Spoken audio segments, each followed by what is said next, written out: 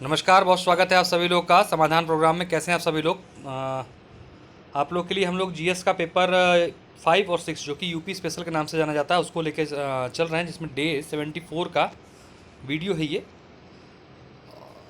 तो चलिए शुरू करते हैं आज के पहले क्वेश्चन से। पहला क्वेश्चन है, उत्तर प्रदेश के अवध क्षेत्र की सांस्कृतिक या संस्कृति पर प्रकाश डालिए। ठीक है, तो 4 क्वेश्चन के इस खंड में पहला क्वेश्चन आपका यही है। उत्तर प्रदेश एक विशाल भूभाग वाला क्षेत्र है जिसमें कई सांस्कृतिक प्रदेश शामिल हैं। उत्तर प्रदेश में मुख्यतः 5 सांस्कृतिक क्षेत्र हैं: ब्रज, अवध, बुंदेलखंड, रुहेलखंड और भोजपुरी। ठीक है, ये 5 क्षेत्रों में बटा गया है।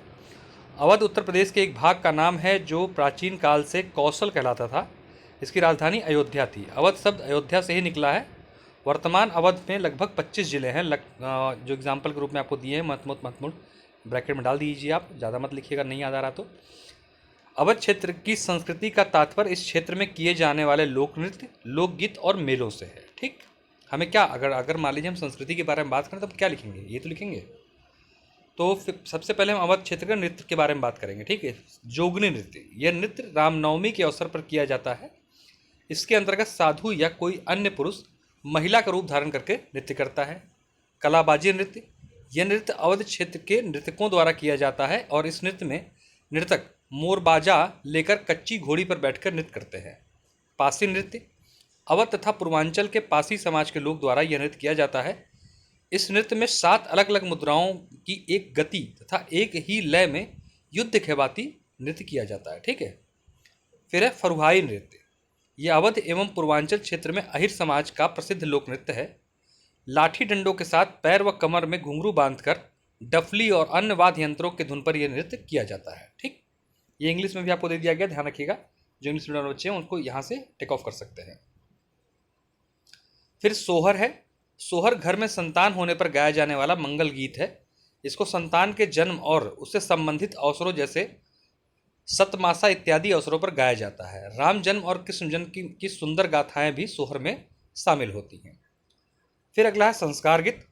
हिंदू धर्म में जन्म से लेकर मृत्यु तक की अवधि में अनेक संस्कार किए जाते हैं। संस्कारों के अवसर पर समयानुकूल जो गीत गाए जाते हैं वो संस्कार गीत कहलाते हैं। जैसे जन्म के समय सोहर, जच्चा, ब्याही, मृत्यु के अवसर पर साखी, विवाह के समय बन्ना बन्नी आदि। ठीक, कव्वाली। कव्वाली का जन्म भी भारतीय उपमहाद्वीप में हुआ है। ये सूफी इस्लाम की भक्ति का गीत है और ये भी अवध क्षेत्र का प्रमुख गीत के रूप में जाना जाता है। रामलीला। रामलीला ये क्या है? अवध क्षेत्र के लोक नाट्य हैं। ठीक है, रामलीला अवध क्षेत्र की प्रसिद्ध लोकनाट्य है। इसमें राम तथा सीता के विवाह का मंचन किया जाता है।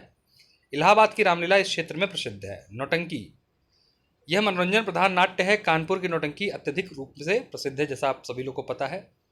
अब हम अवध क्षेत्र के वार्षिक उत्सव पर बात करेंगे। बिट्ठूर गंगा उत्सव।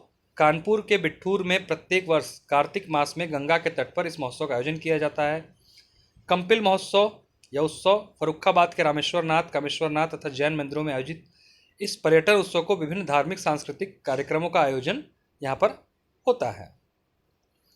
अवध क्षेत्र की संस्कृति का विकास पौराणिक काल से लेकर वर्तमान समय तक अभी जारी है और नित्य नए जो हैं चीज़ें यहाँ पर डेवलप हो रही हैं। अगला क्वेश्चन जो इसी कंटेंट में है आपका, वो है भारतीय स्थापत्य कला के दृष्टि से लखनऊ का एक विशेष महत्व। देखिए अब जो है, अब पेपर को बांट दिया गया आपके। ठीक है, मेंस के पेपर को यूपी स्पेसिफिक कर दिया गया है। तो अब हो सकता है जिला, क्षेत्र, खंड या किसी ऐसे क्षेत्र जो कि ऐतिहासिक और सांस्कृतिक रूप से बहुत ही प्रसिद्ध हों, उन पे स्पेसिफिक क्वेश्चन बन सकते हैं। तो आप लोग उसके लिए तैयार रहिएगा। ठीक है, तो अब जैसे कि मान लीजिए हमने लखनऊ, क्योंकि उत्तर प्रदेश की राजधानी भी है और अपने आप में एक संस्कृति को लपेटे हुए है, तो हो सकता है कि कला की दृष्टि से लखनऊ या फिर शिल्प की दृष्टि से लखनऊ या संस्कृति की दृष्टि से लखनऊ पे सवाल आपसे पूछे जा सकें। तो भारत में स्थापत्य कला की दृष्टि से लखनऊ का एक महत्वपूर्ण स्थान है। Lucknow school of architecture Awadh के पुनरुत्थानवादी नवाबों ने एक प्रयोग किया। इसके तहत विभिन्न सामग्रियों और नई अवधारणाओं का प्रयोग करके मुगल स्कूल ऑफ आर्किटेक्चर को संरक्षित करने का प्रयास किया गया। इस वास्तुकला के तहत विभिन्न धार्मिक इमारतें बनाई गईं, जिसमें इमाम बावड़े जो कि छोटा और बड़े के रूप में प्रसिद्ध हैं, मस्जिदें और अन्य शामिल हैं। अन्य इस्लामिक मस्जिद और संलग्न संरचनाएं जिसमें उद्यान, बारादरी महल परिसर, लखनऊ वास्तुकला की विशेषताएं निम्नलिखित हैं। ठीक है, आपने थोड़ा सा इसके बारे में बता दिया। ठीक है, आइए क्या क्या यहाँ पर महत्वपूर्ण है। विशिष्ट रूप से या विशेष रूप से द्वार पर एक शुभ और सजावटी आकृति के रूप में मछली का उपयोग, छतरी का उपयोग, बारदारी, बाहर का मंडप, रूमी दरवाजा, लखनऊ की हस्तशिल्प संरचना, सिकंदर बाग, वोल्टेज हॉल जैसे आसफी इमामबाड़ा और भूल भुलैया, ये क्या है, लखनऊ की प्रसिद्ध इमारतें हैं या कह सकते हैं कि कृतियां हैं। बड़ा इमामबाड़ा के बारे में बताएंगे आप थोड़ा सा। इसका निर्माण असफाउद्दौला ने 1784 में अकाल राहत परियोजना के अंतर्गत करवाया था।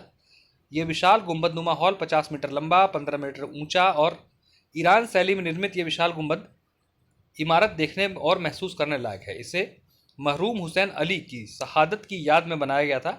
इमारत की छत तक जाने के लिए 84 सीढ़ियां हैं जो एक रास्ते से जाती हैं, जो किसी अनजान व्यक्ति को भ्रम में डाल दे सकती हैं ताकि अवांछित व्यक्ति इस पर भटक जाए और बाहर ना निकल पाए। तो इसको बहुत ही साइंटिफिकली डिजाइन किया गया। ठीक, इसलिए इसे भूल भुलैया भी कहा जाता है। इस इमारत की कल्पना और कारीगरी कमाल की है। ऐसे झरोखे बनाए गए हैं जहां से मुख्य द्वारों में प्रविष्ट होने वाले हर व्यक्ति पर नजर रखी जा सकती है, जबकि झरोखे में बैठे व्यक्ति को वह नहीं देख सकता।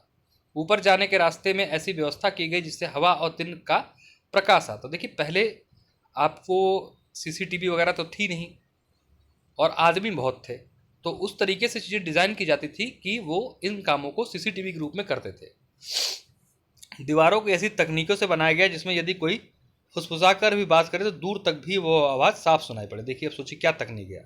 साउंड प्रूफ की जगह एक वोल्टेज क्या कहते हैं कि दिया जा रहा है दीवारों में। इस इमामबाड़े में एक आसफी मस्जिद भी है जो जहाँ पर गैर मुस्लिम लोगों के प्रवेश की अनुमति नहीं है। मस्जिद परिसर में आंगन के 2 ऊंचे मीनार हैं।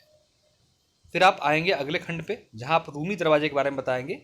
लखनऊ के बड़े इमामबाड़े की तर्ज पर ही रूमी दरवाजे का निर्माण भी अकाल राहत प्रोजेक्ट के तहत किया गया था। रूमी दरवाजा लखनऊ के चौथे नवाब आसफउद्दौला द्वारा 1784 से लेकर 86 के मध्य बनवाया गया। यह माना जाता है कि इस्तांबुल के अनेक पुराने गेट के सामने है, जिसे बाबयून कहा जाता है, इसलिए कभी कभी इसे तुर्की गेट के नाम से भी जाना जाता है। 60 फीट ऊंचा गेट अपनी स्थापत्य सुंदरता के लिए जाना जाता है, जिसे एक नेक काम के लिए बनाया गया है। 1780 में उत्तर भारत, विशेष रूप से अवध में खाद्य और रोजगार की कमी का सामना कर रहा था और अधिकांश आबादी का अस्तित्व दांव पर था। इस समस्या को दूर करने और रोजगार सृजन करने के लिए रूमी दरवाजा बनाने का फैसला किया गया। यह भवन प्रेम और श्रम का प्रतीक है, जिसका निर्माण आनंद के लिए किया गया था। रूमी दरवाजा स्थापत्य शैली पूरी तरीके से लखनऊ के नवाबी वास्तुकला का समरूप है। दरवाजे के लिए उपयोग की जाने वाली सामग्री चूने के साथ लेपिस्ट ईंटें हैं।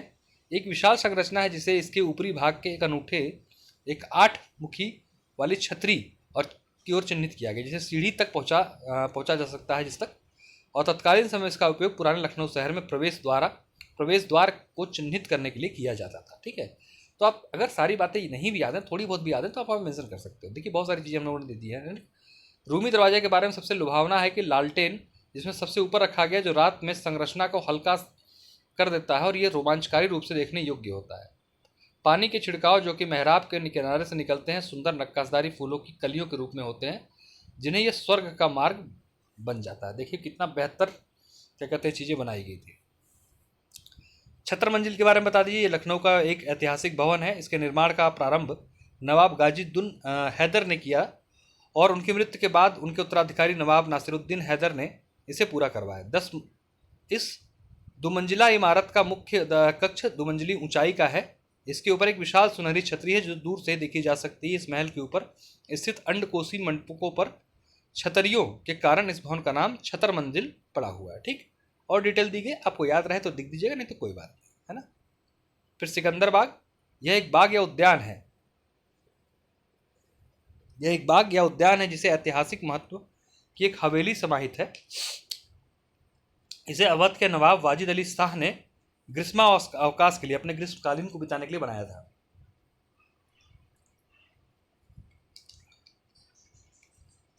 नवाब ने इसका नाम अपनी पसंदीदा बेगम सिकंदर महल बेगम के नाम पर सिकंदरी बाग रखा था। आजकल यहाँ भारतीय राष्ट्रीय वनस्पति अनुसंधान संस्थान का कार्यालय है। 4.5 एकड़ में फैले हुए इस बाग के बीच में एक मंडप बना हुआ है। ठीक, बाकी चीज़ें एक्स्ट्रा है, अगर याद आए तो लिखना है, नहीं तो छोड़ दीजिएगा। ठीक। जितना एक्स्ट्रा हम देते हैं कि ताकि आप भूलें तो तब भी कुछ ना कुछ याद रहे।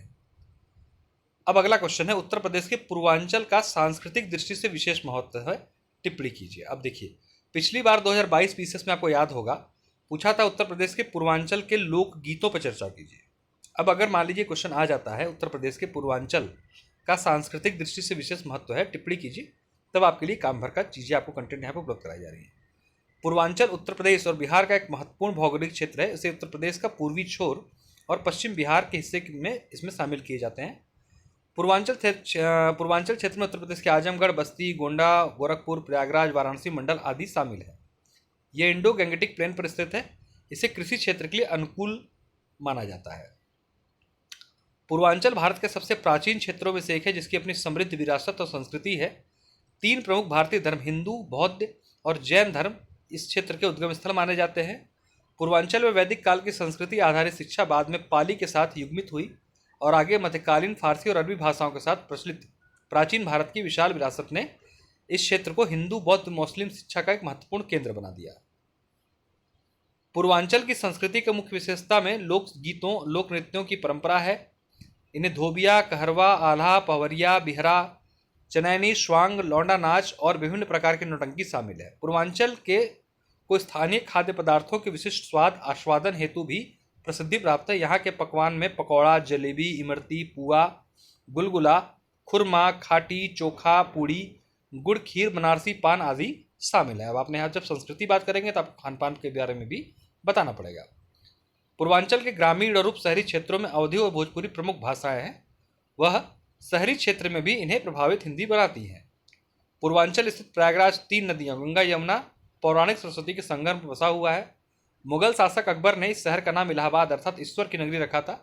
यहाँ के कुंभ मेले को यूनेस्को की अमूर्त सांस्कृतिक विरासत सूची में भी सम्मिलित किया गया है। इस प्रकार कहा जा सकता है कि पूर्वांचल क्षेत्र सांस्कृतिक दृष्टि से अत्यंत समृद्ध है। इस विरासत को संरक्षण देने के साथ साथ निखारने की भी जरूरत है। अगला क्वेश्चन है हमारा, उत्तर प्रदेश में सांस्कृतिक स्थल के रूप में अयोध्या का महत्व बताइए। देखिए, अयोध्या चर्चा में है, आपको पता है राम मंदिर का निर्माण हो रहा है, तो ऐसे में अयोध्या पे स्वतंत्र सवाल पूछा जा सकता है ना।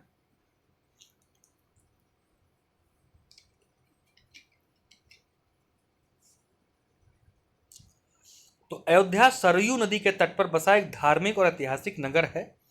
इसका प्राचीन नाम साकेत है। देश में गंगा जमुनी तहजीब के रूप में अयोध्या एक विशेष पहचान रखता है। एक सांस्कृतिक स्थल के रूप में अयोध्या प्राचीन समय में कोसल राज्य की राजधानी एवं प्रसिद्ध महाकाव्य रामायण की पृष्ठभूमि का केंद्र था। प्रभु श्री राम की पावन जन्मस्थली होने के कारण अयोध्या को मोक्षदायिनी और हिंदुओं की प्रमुख तीर्थस्थली के रूप में जाना जाता है। अयोध्या 5 जैन तीर्थकारों की जन्मभूमि भी है तथा बौद्ध धर्म और सिख धर्म के साथ ही इसकी घनिष्ठ संबंध भी है। यहाँ ऐतिहासिक, सांस्कृतिक, पुरातात्विक महत्व के कई स्थल हैं, जैसे राम जन्मभूमि, हनुमानगढ़ी, कनक भवन, नागेश्वर नाथ गुरुद्वारा, ब्रह्मकुंड, शीश पैगंबर, जैन मंदिर, गुलाब बाड़ी, बहू बेगम मकबरा आदि। भारत सरकार और अयोध्या को राम सर्किट परियोजना में शामिल किया गया है। इस सर्किट को नेपाल से भी जोड़ा गया है। एक सांस्कृतिक स्थल के रूप में अयोध्या भारत के सॉफ्ट पावर को भी बहुत बढ़ाता है। तो आपने इसे आईआर से जोड़ दिया तुरंत, है ना। रामायण डिप्लोमेसी आपको क्या क्या है, देखिए, नेपाल से, श्रीलंका से जोड़ती है ना। रामायण डिप्लोमेसी नेपाल के अलावा दक्षिण पूर्व एशिया के देशों का सहयोग को बढ़ावा देती है। इंडोनेशिया के काकविन तथा थाईलैंड के नकाब पोस्ट नृत्य खोन इन देशों पर रामायण के सांस्कृतिक छापों का उदाहरण है। दक्षिण कोरिया की रानी हेवो हवाग ओके को अयोध्या से जुड़ाव होने के कारण यह स्थिल दक्षिण कोरिया लोगों के लिए भी विशेष महत्व का रखता है। इस समागत संबंध को चिन्हित करने के लिए अयोध्या तथा गीम्हे यानी दक्षिण कोरिया का क्षेत्र है, वहां पर 2000 में सिस्टर सिटी का समझौता हो चुका है भारत सरकार के साथ।